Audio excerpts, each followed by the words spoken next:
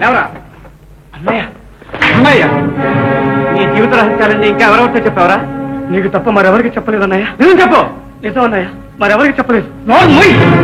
నువ్వు చెప్పకపోతే మిగతా ఇద్దరికి ఎలా తెలిసిందిరా? కొట్టగన్నయ్య, ప్రమాణంగా ఎవరితోనూ చెప్పలేదు. ఇంకా అబద్ధం ఆడుతున్నావా? నిన్ను చంపేస్తాను, జాగ్రత్త. చంపే అన్నయ్య, చంపే. ప్రతిరోజు ప్రతి క్షణం ఇలా నన్ను చిత్రవద్ద చేసేదానికన్నా దయచేసి ఒకేసారి నన్ను చంపే. చంపుతాను రా, చంపుతాను. కానీ అప్పుడే కాదు, ముందు నీ స్థానంలో నేను రాజ్కుమార్ గా స్థిరపడిపోవాలి. ఐశ్వర్యానంతా చేజిక్కించుకోవాలి. ఈలోగా ఏమన్నా సందేహాలు వస్తే నేను అడిగి తెలుసుకోవద్దు. అంతవరకు నువ్వు ఇలా చస్తూ బ్రతికే ఉండాలి. అన్నయ్య, అన్యాయం ఎంతో కాలం బ్రతకదు. ఎప్పుడో ఒకప్పుడు నీ బతుకు బయటపడి తీరుతుంది. రాజా రఘునాథరావు కొడుకు నేనేనని లోకం తెలుసుకుంటుంది. అప్పుడు చుట్టూ ఏం చేస్తావురా? ఏం చేసినా నీ అంత నీచంగా ప్రవర్తించాలి. ఏమిటా కూర్చో? ఊరెత్తావా? జాగ్రత్త.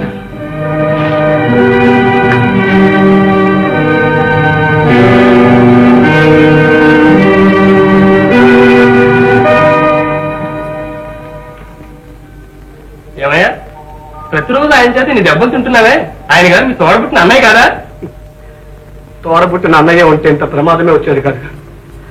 అప్పుడు నా కోసం వెతికేవారే కాదు. మరి అన్నయ్య అన్నయ్య అని పిలుస్తున్నావే?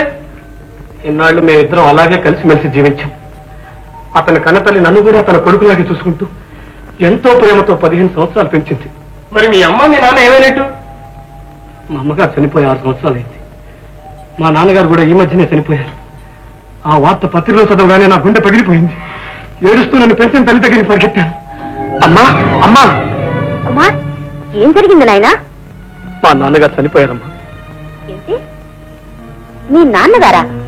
క్షమించమ్మా, ఇన్నాళ్ళు నా జీవితం గురించి నిజం చెప్పకుండా నీ దగ్గర దాచాను. నీతో చెప్పినట్టు నేను దిక్కులేని వాడిని కాదమ్మా. భాగ్యవంతుడు బిడ్డని. మామూలు భాగ్యవంతుడు కాదమ్మా, రంగాపురం రాజా గారి కొడుకుని. ఈ పత్రిక చూడండి. అమ్మా, ఈ ఫోటోలో ఉన్న రాజా రఘునాథరావు గారు మీ నాన్నగారా? అవును. కుమార్, ఈ వార్త ముందే చెప్పుంటే నేను కూడా ఎంతో సంతోషించేదాన్నిగా. ఇంత కష్టం మీదకొచ్చి పడేదాకా ఎందుకు దాచావు నాయనా? అమ్మా, కన్న బిడ్డ పక్కనే ఉన్నా. నన్ను కూడా నీ బిడ్డలాగే చూసుకుని మమ్మల్ని ఇద్దరిని నీ 2 కళలా పెంచావు. కానీ నేను భాగ్యవంతుల బిడ్డనని తెలిస్తే నీకేం బాధ కలుగుతుందని చెప్పలేకపోయానమ్మా. మరి మీ అమ్మగారు 6 ఏళ్ల క్రితమే చనిపోయారు. అప్పుడు నువ్వు ఇంటికి వెళ్ళలేదా? వెళ్ళాను. నన్ను గుర్తుపట్టడానికి వీలు లేకుండా ఎవరో పరాయి వాళ్ళ వెళ్ళొచ్చాను. నేను వెళ్ళిపోయాననే బాధ, నన్ను వెతికి పట్టుకోవాలనే పట్టుదల మా నాన్నగారిలో చూశాను. కానీ తను ధనవంతుడనే గర్వం, బీదవాళ్ళంటే అసహ్యం, ఆ 2 మాత్రం మారలేదు. అందుకని తిరిగి వచ్చేశాను. అమ్మా, అక్కడ ఏ దిక్కు లేకుండా నా చెల్లాయి ఒక్కతే నా కోసం పరితపిస్తుంటుంది.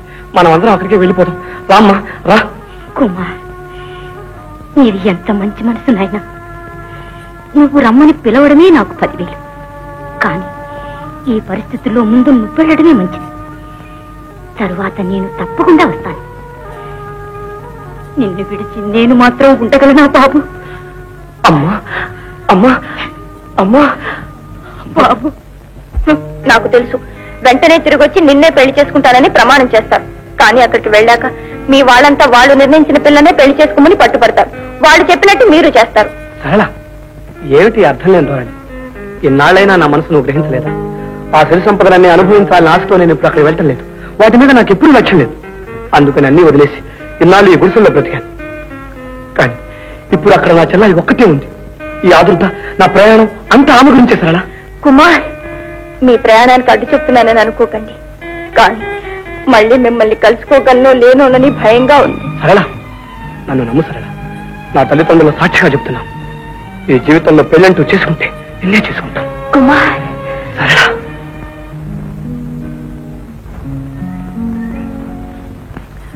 అమ్మేదన్నయ్య? అమ్మతో ఇందాకనే చెప్పాంగా, పదపోదాం. కాదన్నయ్య, వెళ్ళేటప్పుడు అమ్మని కలుసుకోకుండా ఎలా వెళ్తాం? అమ్మా,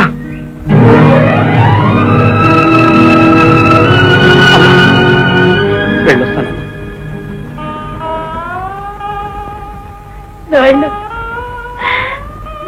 విడిచి నేను ఎలా ఉండగలను బాబు? అమ్మా, నీ కన్నీళ్ళే చూడలేనమ్మా. నేను వెళ్ళను. నిన్ను విడిచి నేను ఎక్కడికి వెళ్ళను. ఏమిటమ్మా నువ్వు చిన్నపిల్లలాగా? తమ్ముడేమన్నా అడవిలోకి పోతున్నాడా? నేనున్నానుగా సాయం. పైగా 10 రోజుల్లో నువ్వు వచ్చేస్తున్నావు. తమ్ముడికి ధైర్యం చెప్పి పంపించమ్మా. చూడు ఆనంద్, తమ్ముడిని జాగ్రత్తగా తీసుకెళ్ళి వెళ్ళిరా నాయన, క్షేమంగా వెళ్ళిరా. రా తమ్ముడు, రా రా.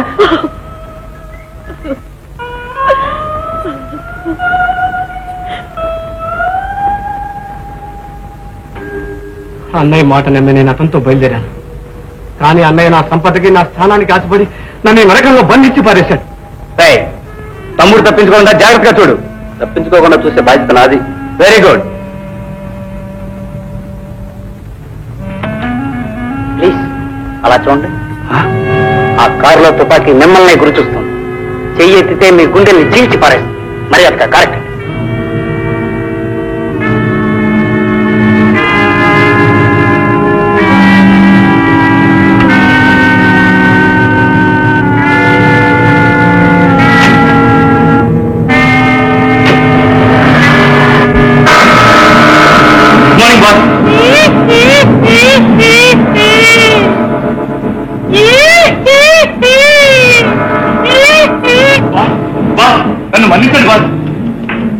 అందితే జుట్టు, అందకపోతే కాళ్ళు. నేను అటువంటి వాడిని కాదు. ఈ రోజు నేనే వచ్చి మిమ్మల్ని చూడాలనుకున్నాను. అవునవును, ఇంతలోనే వాళ్ళు నిన్ను పట్టేశారు. మరీ తొందర మనుషులు. మన సరుకులు ఉన్న కారణం అధికారులు పట్టేశారు బాస్. తరువాత వజ్రాలను పెట్టా వాళ్ళు తీసుకుపోయారు. నేను మాత్రం ఎలాగో తప్పించుకుని పరిగెత్తుకొచ్చాను బాస్. వజ్రాల పెట్టె కూడా తీసుకుపోయారా? అవును బాస్. వాళ్ళు తీసుకుపోయిన వజ్రాల పెట్టె ఇదేగా? అవును బాస్. నన్నెవ్వరూ మోసగించలేరా? మార్వాడికి రహస్యంగా ఇచ్చి 2 లక్షల రూపాయలు తీసుకున్నావుగా? ఏదా డబ్బు? నా ఇంట్లో దాచాను బాస్. క్షమించండి బాస్, ఎప్పుడు ఆ డబ్బంతా తెచ్చిచ్చాను బాస్. బాస్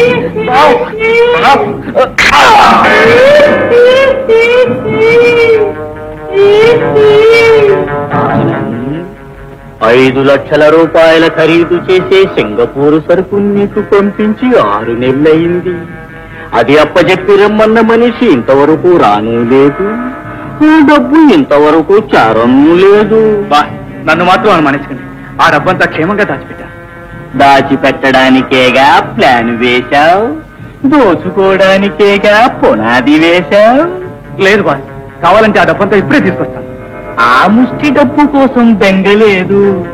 చూడు ఆనంద్, నువ్వు పాతాళంలో దాక్కున్నా నిన్ను నేను పట్టుకోగలను. నన్నెవ్వరూ తప్పించుకోలేరు. చంపకండి బాస్. నిన్నెందుకు చంపుతానానంద్? కోట్లకు విలువ చేసే ఆస్తికి వారసుడివి. రాజా రఘునాథరావు గారి కుమారుడివి కదూ. నీ నాటకం నాకు తెలుసానందం. అసలు రాజకుమారుణ్ణి ఎక్కడ దాచిపెట్టావు? ఈ ఊళ్ళోనే బాస్.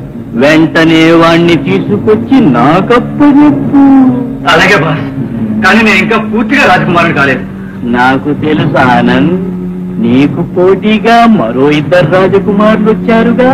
అవును బాస్, ముందు మనం వాళ్ళిద్దరినీ సఫా చేయాలి. అందుకు మీరే సాయం చేయాలి. అప్పుడే ఐశ్వర్యం అంతా మన చేతిలోకి వచ్చింది. ఆ తర్వాత మీకు తోచింది నాకు ఇవ్వండి బాస్.